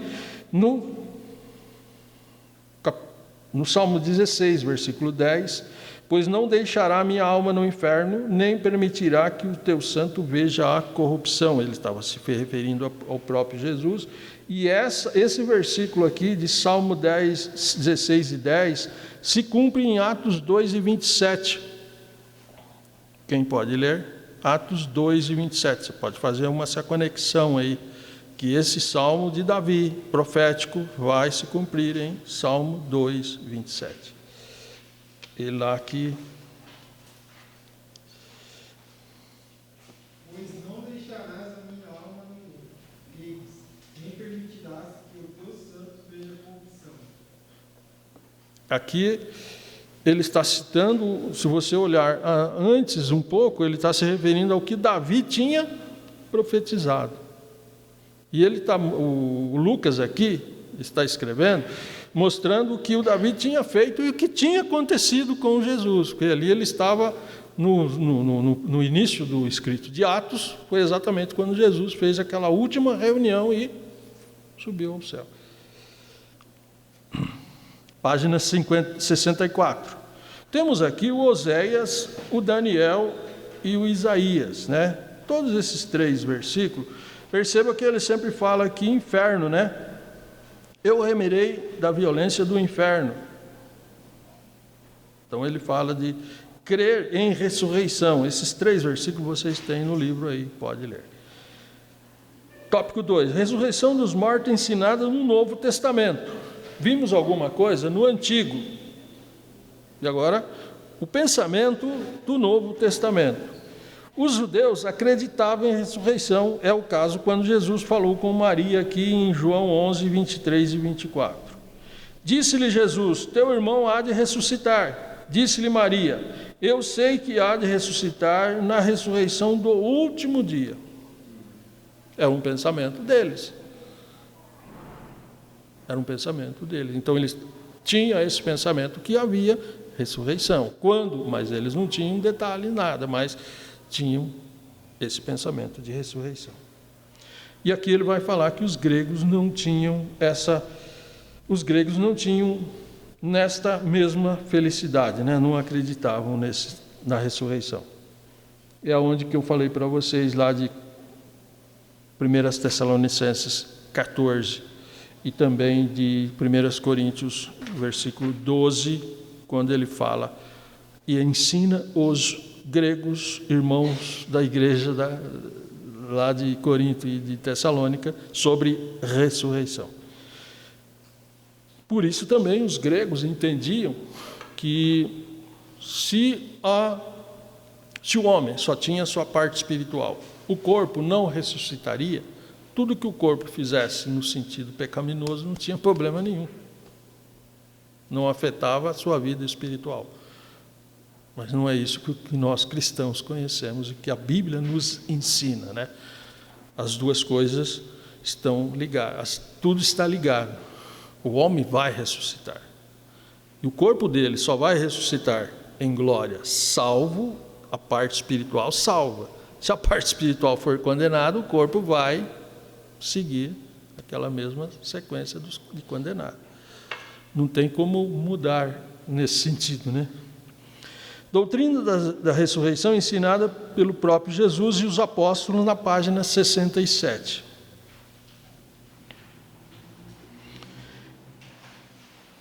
Os judeus, nem todos acreditavam em ressurreição. A Maria acreditava, mas os saduceus não.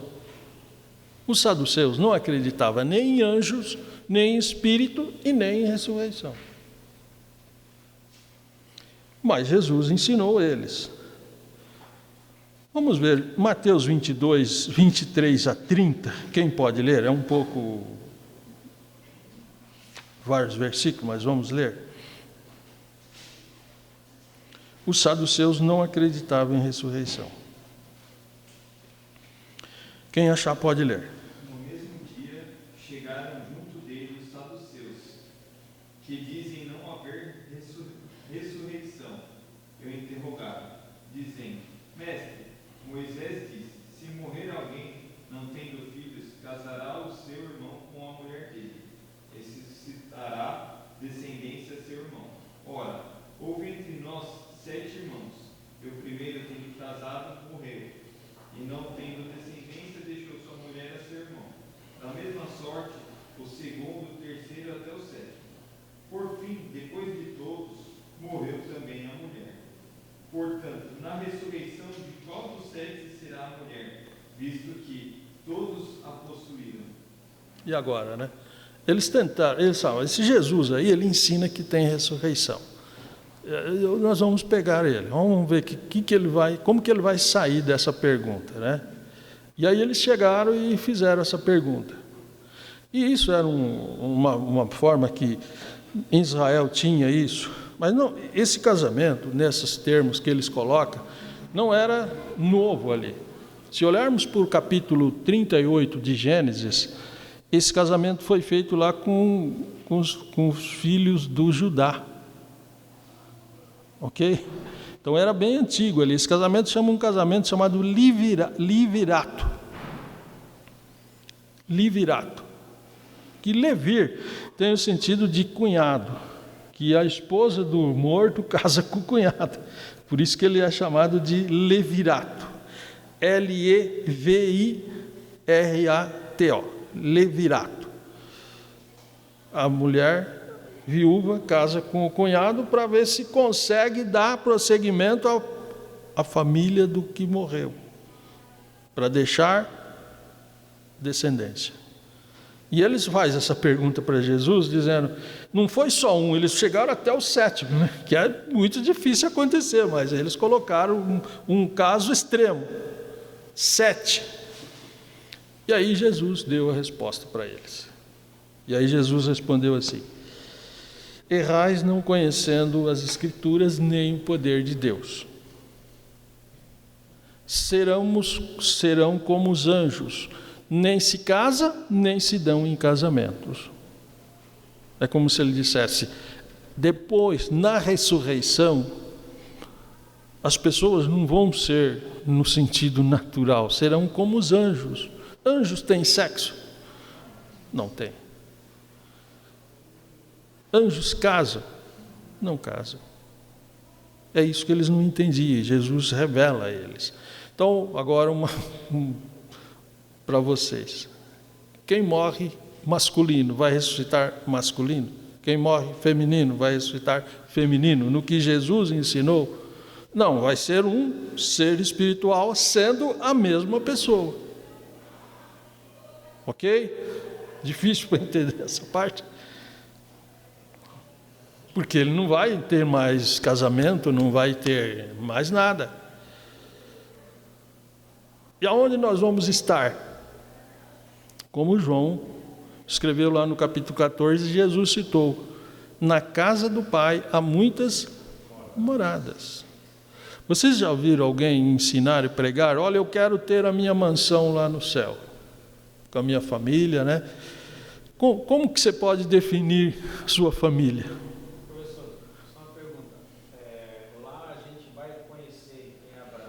Tá, então, nisso sim, nisso, ok. Sim, senão ficaria todo mundo ali, por que eu estou aqui, quem é esse, né? Aí, meus parentes. Só que, hoje, nós estamos aqui na Terra e temos uma visão nesse corpo, no sentido do pecado. Lá, uma outra visão espiritual, que ninguém ainda conviveu com isso. Ok? Então, alguém diz, bom, eu vou viver numa mansão, numa cidade, eu vou ter a minha mansão, a minha família, mas qual que é a minha família? Qual que é a família do irmão? Vou dar um exemplo. Eu tenho um filho e 2 filhas. Meu filho é casado, tem a esposa dele e as 2 filhas dele. Minha filha é casada, tem o esposo dela e tem a filha dela. E se Jesus não vir, eles vão crescendo. Ela vai se... Então, e eu tenho meu pai e meus irmãos. E o meu pai tem o pai dele. Quer dizer, a árvore Como é que eu defino família? Lá no céu, na casa do Pai, nós somos todo filho do Pai e viveremos na casa do Pai. É ali, a família mora ali. Todos juntos na mesma casa, na casa do Pai. Não tem a minha casa, minha mansão, meu lugar. Nós viveremos na casa do Pai. É o lugar preparado para os salvos. Sim.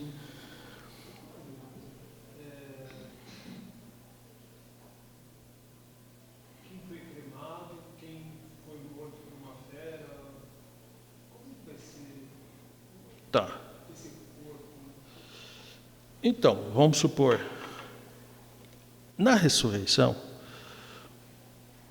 vai ressuscitar o corpo físico. E é o caso que o irmão citou. Uma vez eu ouvi um pregador, ele dizia: a pessoa caiu no mar, o mar comeu, e a pessoa pegou o peixe e comeu o peixe. E aí, sempre, Deus é poderoso que de qualquer, vamos supor, de qualquer que a matéria tenha aí, qualquer pingo de uma matéria, de qualquer átomo dessa matéria, ele faz com que essa vida venha, porque ele não precisa de ter tudo o corpo lá para ele fazer com que ele venha a ressuscitar. Senão aí nós íamos dizer que alguém passando por esse lado não ressuscitaria, né? Mas qualquer átomo de uma pessoa, qualquer coisa aí que ele vai fazer com que ela vai ser ressuscitada. Nesse caso não tenhamos nenhum problema, ok? A ressurreição vai acontecer. Por exemplo, uma criança que acabou de nascer e morreu. Sim. Quando ela ressuscitar, ela volta como... Eu não consigo. Então, o que vai ressuscitar é o corpo. Agora, nós vamos pegar o que o irmão pegou e o que o Paulo escreveu aos Coríntios, quando ele diz que o corpo é colocado na terra, é como se colocasse uma semente. Mas quando aquela semente nasce, não é a mesma semente que nasce uma planta. Não é o mesmo que foi sepultado, correto? Então vamos supor, o corpo pode ter deficiência física, pode ter um monte de problema, mas quando ele ressuscitar, é um corpo espiritual e glorioso. Se foi antes, quando criança, vai ser projetado numa idade... Um corpo espiritual, vamos supor. Aí não existe mais idade, né? Na eternidade não existe idade. É o que eu uso ver, os testemunhos de Jeová. Eu até tenho alguma coisa deles aqui. Eu uso para isso mesmo, né? Aqui, ó, talvez vocês não vejam, mas tem uma menina aqui, perto de um túmulo, ok? E aqui, eles estão como numa ressurreição, sendo ressuscitado, mas com as mesmas características. Eu não cheguei a perguntar, mas se eu tivesse que perguntar para um Jeová, eu ia perguntar: bom, isso aqui é que nem quando você vai comprar um produto e você vê aquele produto e eles dizem: olha, isso aqui não é a realidade, né? É apenas um visual do que é o real. Por quê? Se a pessoa ressuscitar, eu sempre coloco assim, por exemplo, eu já tenho mais de 30 anos. Mas se vocês me pegarem uma foto minha de 30 anos atrás e de olhar assim, vai ver que tem diferença, não tem? Tem diferença. Então, se eu ressuscitasse com essa fisionomia, valeria mais então morrer com 20 anos e ressuscitar com uma fisionomia de 20 anos, né? Ou bem menos. Já pensou se você morrer com 90 anos e ressuscitar? Então, por isso eu olho nesse que o testemunho de Jeová coloca aqui e falo: isso aqui eu não gostaria de ser se for assim, porque aí é complicado, né? E se você ressuscita crianças pequenininhas assim, e você vai desenvolver, não duvidando do poder de Deus pode todas as coisas, mas quem desenvolve ele faz um ciclo e morre.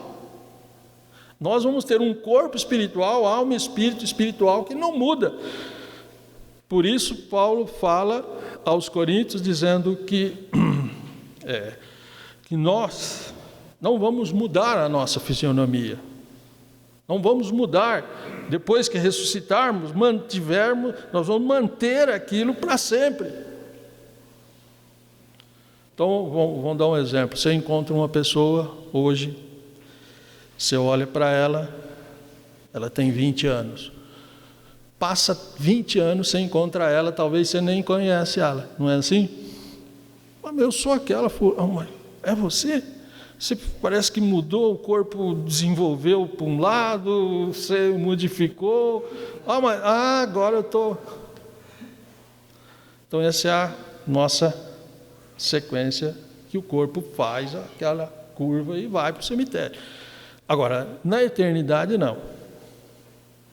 Você vê uma pessoa, é aquela ali.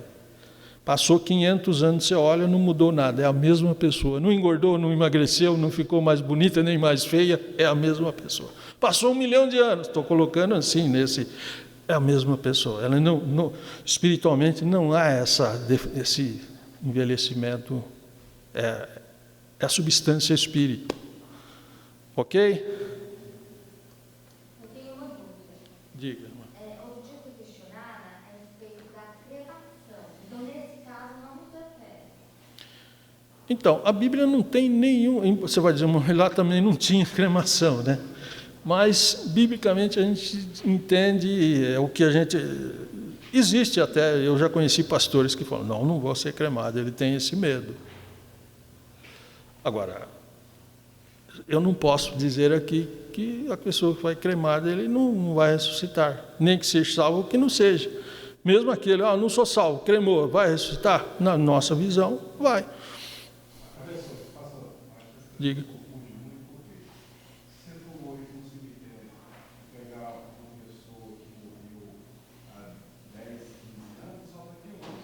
E se você pegar lá o Abel, entendeu?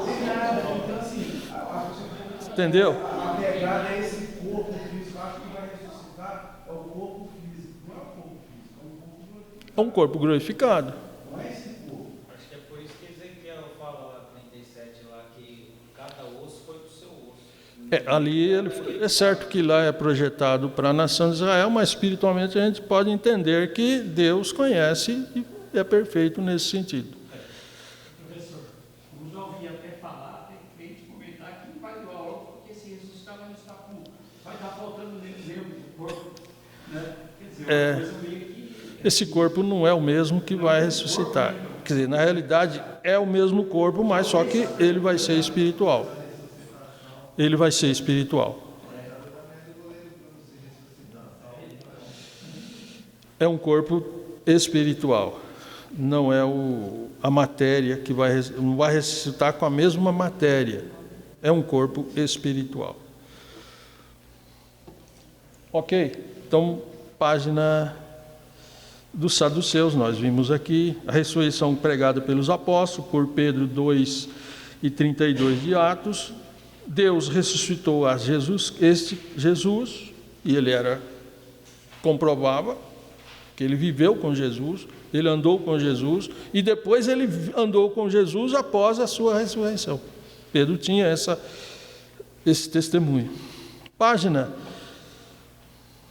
68. A ressurreição dos mortos, confirmada, um exemplo bíblico da volta à vida. Essa página, nós temos aqui o que aconteceu. É importante você ter esse livro, que quando você um dia falar quem ressuscitou lá no Antigo Testamento, você tem aqui o filho da viúva de Serepta, em 1 Reis 17:17-23. Você tem o filho da Sunamita, 2 Reis 4:32-36. O defunto lançado na sepultura de Eliseu, 2 Reis 13:21. Depois nós temos no ministério de Jesus, o filho da viúva de Naim, a filha de Jairo, o Lázaro, e no ministério apostólico, Dorcas com Pedro e Eutico com Paulo. Esses voltaram à vida, mas não é essa ressurreição que nós vamos comentar. Isso aqui, eles voltaram a viver, mas com o mesmo corpo, com a mesma idade, não mudou nada, só voltou a viver, mas depois voltaram a morrer. A ressurreição escatológica é aquela que nós vamos, se morrermos e não formos transformados na vinda de Jesus, todos ressuscitarão com um corpo espiritual para não morrer mais, tanto salvos quanto não salvos. Esses aqui é uma forma de Deus mostrar, eu tenho o poder de ressuscitar. Eu posso ressuscitar. Por quê? Nós vamos ver aqui, por exemplo, pessoas que morreram, uma menina, um jovem e um adulto. A filha de Jairo, a filha da viúva de Naim e o Lázaro. Pessoas de idades diferentes. E nós vamos ver pessoas que morreram e em questão de horas, pouco tempo, Jesus deu vida, e pessoas como Lázaro que ficou alguns dias no sepulcro. Diversificando os tempos e as idades, que para Deus não teve nenhum problema. Por isso, não importa o tempo, o que aconteceu, entendemos biblicamente que todos vão ressuscitar. É como João diz, todos vão ressuscitar. Então, isso aqui não é a ressurreição esperada no sentido escatológico. Essa foi uma bondade de Deus para dar vida àquelas pessoas, mostrando que Ele tem poder para essa ressurreição. A ressurreição está na página 69. A ressurreição do justo ou primeira ressurreição. A Bíblia define a ressurreição de todos os que morreram, desde o Abel até o último que morrer, vamos supor, não importa o tempo, em todo esse tempo, todos morreram. Todos que morreram vão ressuscitar, salvo ou não. Só que no sentido dos salvos e no sentido dos não salvos, a Bíblia define como duas ressurreições. Uma para os salvos, uma para os não salvos. Como eu citei antes, não é uma ressurreição para todos no mesmo instante, ou numa etapa única. Primeira ressurreição dos salvos. Segunda ressurreição dos não salvos. A primeira ressurreição, que é dos salvos, ela se define em 3 momentos, 3 estágios ou 3 etapas, como nós vamos ver na sequência. Primeira etapa está na página 70. Primeira fase. Mas cada um por sua ordem. Cristo a primícia dos que dormem. Então nós temos aqui. Se os salvos vão ressuscitar em 3 fases, a primeira já aconteceu. Porque Cristo foi um homem, 100% homem. E como homem, ele ressuscitou em um corpo espiritual para não morrer mais.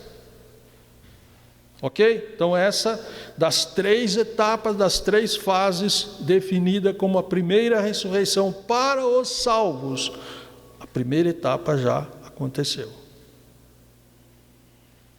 A ressurreição dos salvos, a primeira etapa ocorreu.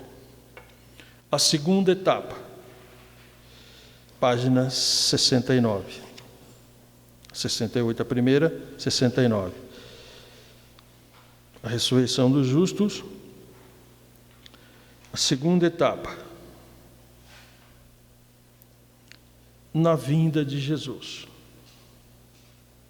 Quando Paulo diz: aqueles que morreram em Cristo ressuscitarão primeiro, e os que estiverem vivos serão transformados. Então, no dia da vinda de Jesus, vão ressuscitar todos os salvos, desde Abel. Na terra, Deus não vai deixar nenhum justo, nem os que estiverem vivos e nem os que estiverem mortos. Ok? Então, na terra, na vinda de Jesus, não ficará nenhum salvo, nem que morreu e nem que esteja aqui vivendo ainda. Se tiver salvo, ele vai ser transformado. E no nosso pensamento, meu pensamento, Deus não vai errar e dizer: olha, eu levei um injusto. Não, ele não vai fazer isso. Ou ele vai deixar um justo aqui na terra, eu esqueci lá o... Não, não vai fazer isso. Também não vai ressuscitar um que não esteja salvo. Também não vai deixar um salvo aqui na terra. Ok? Deu para entender? Então, na vinda de Jesus, a terra só vai ficar os não salvos, tanto mortos quanto os vivos. Todos subirão. Os que estiverem vivos salvos serão transformados e subirão. E os que morreram todos salvos subirão. Serão ressuscitados. E aí é aquela questão que a gente coloca a ressurreição. O homem ou a mulher, salvo no paraíso, no terceiro céu, vai se unir ao seu corpo físico que ressuscitou e formar uma pessoa espiritual, corpo, alma e espírito. Ok? Formou-se aquela pessoa. Hoje nós somos matéria, corpo, alma, espírito, cada um de nós. Após a ressurreição, corpo, alma e espírito, a mesma pessoa. Agora imortal, agora com o Senhor. Ok? Na vinda de Jesus, a segunda etapa, a segunda fase da primeira ressurreição, a ressurreição dos salvos. E a terceira etapa, 7 anos depois, no final da grande tribulação, aqueles que morreram e que alcançaram a salvação na grande tribulação ressuscitarão no dia da vinda de Jesus em glória, nesse tempo, fazendo a terceira fase, terceira etapa. Ok? Tenho 5 minutos para falar do último item. Aqui na página 70, 71 eu comentei com vocês, página 72 até a 76 eu vou comentar em 5 minutos. Bom, o seguinte, aqui a colheita judia, a colheita de Israel, principalmente quando se iniciava, não é que eles plantavam só um tipo de comida lá, vamos supor, do trigo, da cevada, né? O trigo eles faziam o pão, era no Pentecostes, mas aqui provavelmente era a cevada. Então, temos aqui na página 72 a colheita judaica e a primeira ressurreição, a ressurreição dos salvos. Levítico 23, 10 a 11, Levítico 23 e 22. Fala aos filhos de Israel e diz-lhes: quando houverdes entrado na terra, que hei de dar e cegardes a sua cega, como se diz, colher o seu mantimento, então trareis um molho das primícias da vossa cega ao sacerdote, e ele moverá o molho das primícias, ou ele moverá perante o Senhor, para que sejais aceito. 23 e 22. E quando cegardes a cega da terra, não acabará de cegar os cantos do teu campo, nem colherás espigas caídas da tua cega, para os pobres e os estrangeiros a deixará. Então, por exemplo, a colheita judaica era essa maneira.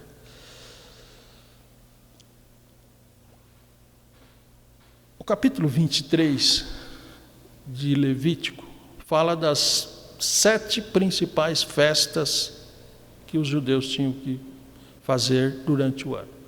Estas festas são escatológicas para a igreja. Todas elas mostram escatologicamente o tempo da igreja, tudo até a eternidade. Cada festa mostra um momento. Eu não vou comentar todas, vou comentar as 3 primeiras. As 3 primeiras se referia à ressurreição de Jesus e dos salvos. Era o povo vivendo na terra e praticando aquilo que Deus estava mostrando que vai acontecer no futuro com o seu povo. Então, eles tinham 3 festas principais que eu vou comentar. A primeira era dia 14 do mês de Abib, a Páscoa, onde era matado o cordeiro. Esse cordeiro representava que Jesus morreu na Páscoa. Jesus era o nosso cordeiro pascal. No dia de 15, dia 14, a Páscoa. Dia 15, eles comemoravam a segunda festa das primícias, os pães asmos, durante 7 dias. Após encontrar-se com Jesus, o homem tem comunhão com Deus. No dia 16, veja bem, 14, 15 e 16, a terceira festa, festa das primícias.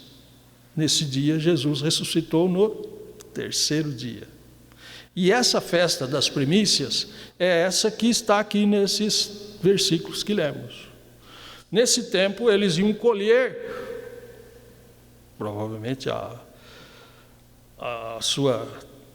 os seus mantimentos, e eles teriam que fazer o seguinte: colher um molho, levar ao sumo sacerdote, e esse sacerdote apresentava ao Senhor. E ali depois eles colhiam a lavoura. Então isso mostrava o quê? Que Jesus é essa primícia dos que dormem, que ressuscitou no terceiro dia.